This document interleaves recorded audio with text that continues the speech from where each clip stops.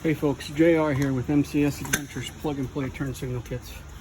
Wanted to just briefly go over install. This is a 25 Polaris Ranger XP 1000. A lot of people have questions on how to route the wiring specifically to get from the rear to the front, so just take a second to show you how that works. You're going to route the wire. Go around to the driver's side here.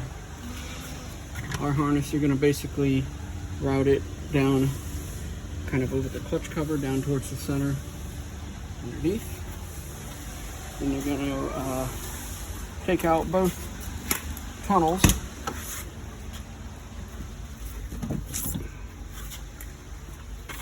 Tunnels pop out with these clips down each side. If you have a North Star, you're going to have heating ducts coming from the front as well. Show you that. And those heating ducts are down in here. Take this out. So once you get your clips, there's 4 down each side off. You're going to have to cut a zip tie there, pull that duct off, and then there's 2 more ducts here that split and go to the rear. Just pop those off, and you will need to just re-zip tie those on and you're done. But essentially these pins come out, push pins. There could be a couple more hidden back up under here, so be aware of that. Right there's the hole. This one does not have one, so we're good. And that's how you get the tunnel out.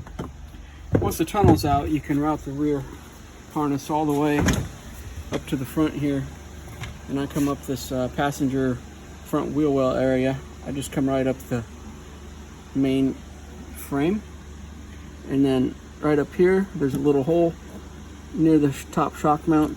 You can run the wire up through. That gets you into the hood area.